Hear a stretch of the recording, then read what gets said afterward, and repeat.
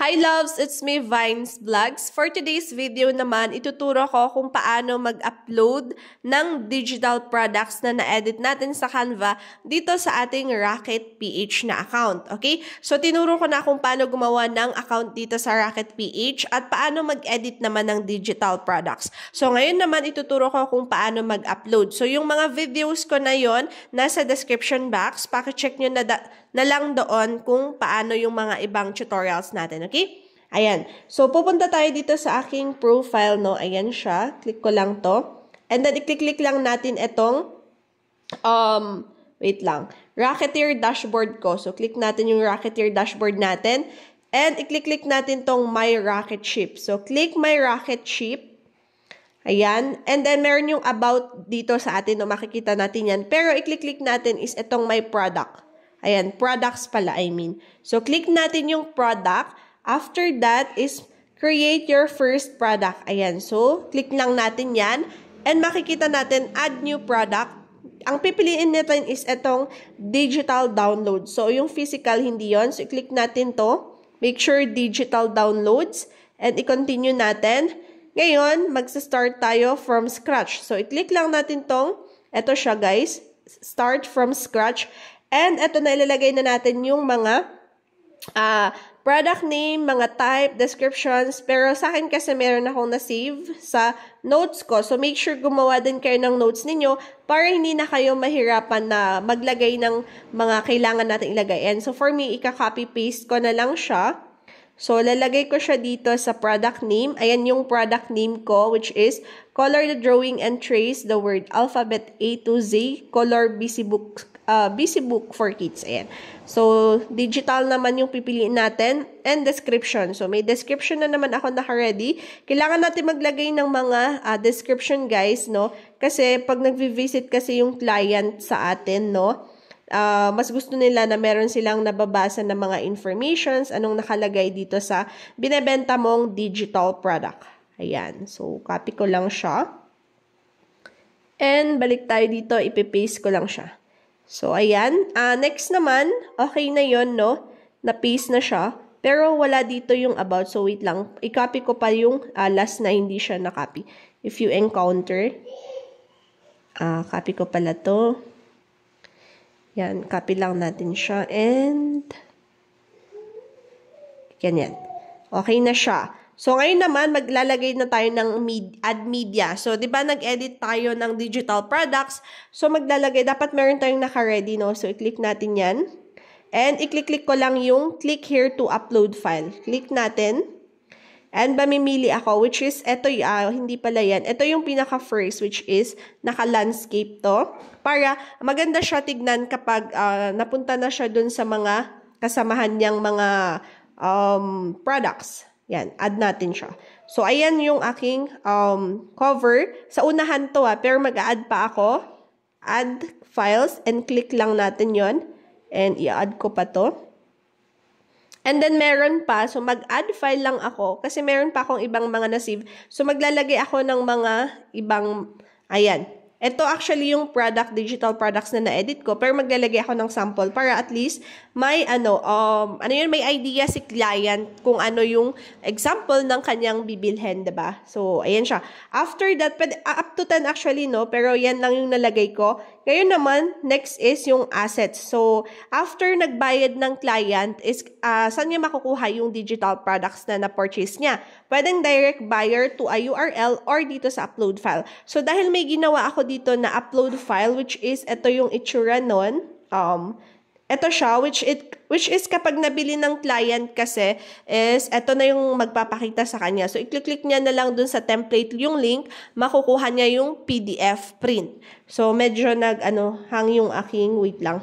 Pero nakita nyo kanina yun, no, yung template. Pero, ayaw niya. So, balik natin. So, click ko na lang tong upload file. So, click kong upload file. And then, isa-select ko lang yung files. Ayan. Select files. And then, sa media picker, syempre, dun ko siya kukunin sa documents. Ayan. Documents sa Canva, kasi galing sa Canva yung na-edit natin. And ito siya. Yung, yan. So, dyan nila kukunin yon. So, ida-download nila yung PDF and then i-click nila yung link and ayun, makukuha nila itong digital products na na-edit ko. So, yung price naman natin, ang lalagay ko lang is 100. So, starting kasi ako kaya 100 lang para kaya naman ng budget ng ating clients. Kaya ng lahat, 'di ba? So, ayan, okay na siya. Kung okay na siya, wala naman ng ibang lalagay. So, i-save and publish na natin siya. Pwede pa naman nating ma-edit to later kapag meron tayong mga i-add or ilalagay na iba. So, wait lang natin na mag-successful yan. Kasi yung last na upload ko, hindi ko sure if nag-successful yun Yan. So, wait lang natin para ma-upload siya. Ayan, so na-upload na siya mga loves ko. So, makikita na natin yung, ayan, yung na-publish ko. So, ayan, meron na tayong may products. So, may products na ako. Ayan siya, which is, ito siya, yung ginawa ko, and then, yan. So, try ko nga siyang i-exit para makita natin siya. Try natin sa account ng, ayan, so lagi ko kasi siyang chinecheck dito sa account ko. So, i-click natin, i-open ko siya into Chrome para makita natin yung profile ko. Ayan, so pag-open nyo ng aking link na nasa description box din, guys, kung gusto nyo mag-avail din ng mga educational materials for your kids, ayan, pwede nyo i-profile, i-visit yung profile ko dito sa Rocket PH. Nandyan yung link ko sa description box. So, pagka-enter nyo, ayan siya. Ito yung real name ko talaga. Hi, hello, ayan. And then, ito na yung ating services. So, dalawa na yung na-upload ko. Which is, ito yung first, medyo nag-ano siya. Yan yung first, and then ito yung second na kaka-upload natin. So, try ko nga siyang i-click kung ano yung makikita natin. Try natin. Ito yung kaka-upload ko, mga loves. Oh, wow! So, ayan siya. Kita yung mga pictures, diba? And then, tignan natin. Ayan yung expectations nila. Ayan. And, meron tayong yung title, okay naman. Color the drawing and trace the word. And, ayan, color busy book for kids. Tapos, yung about this product, ayan, yung mga makukuha nila. I mean, yung mga idea. Hindi naman idea. But anyway, kung ano pinagsasabi ko. Ayan siya, no recommendations yet. So, okay naman. Oh my gosh. Tapos, you may also like, ayan, may mga ibang may mga ibang suggestions na si Rocket PH. Ayan, so yun yung mga suggestions niya kasama nitong na-upload ko. Ay, so kapag magbabay yung client, i-click niya lang yon. Ayan, buy now, for example, tapos madadirect siya sa kanyang, tingnan natin kung saan siya madadirect. Yan. Ayan siya. So, pwede kayong bumili dito. Ayan, pwedeng GrabPay, Maya, Gcash, ShopeePay, at ayan, pwede pa pala ang, direct debit card. So, yan. Direct debit. Ayan. Ito pa lang pala yung pwede sa kanila. Tingnan natin dito sa isang debit card, credit card. Ah, okay. So, ayan. Ganun siya, guys. No? So, 100. Ayan. Pag nabili ng client, then next na gagawin niya is ida-download niya yung PDF na. Nilagay ko dito yung yung link. Pero, hindi natin makikita dito. Tingnan natin yung show files. Ayan siya, yung expectations nyo. Ayan, so yun lang, nagbigay ako ng, ayan, kung anong makikita nila sa product link ko. So, yun. Wow, ang cute naman.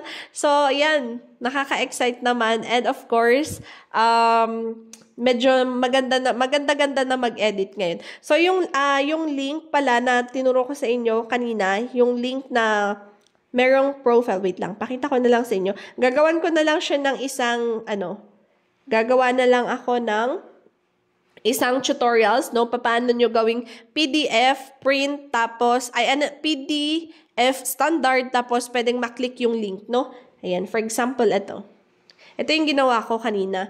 So, pag bumili yung client ko, after nang nagbayad, so, dadirect siya sa ganito ko, i-click niya lang yung link. And actually, ayun, lumalabas yon. Yan. So, yun yung link. So, makaka-copy niya. Mada-download niya. So, yan. Anong nangyari? At, okay, template. O, yan, clinic kasi natin Wait lang, tignan natin. Yan, sample natin. Wow, a template created by Jeanette Inuguidan was shared with you. Start designing. Tapos, edit template. Tignan natin kung pwede ma-edit. Wow. I-click natin kung pwede ma-edit. Okay, pwede ma-edit. Diba?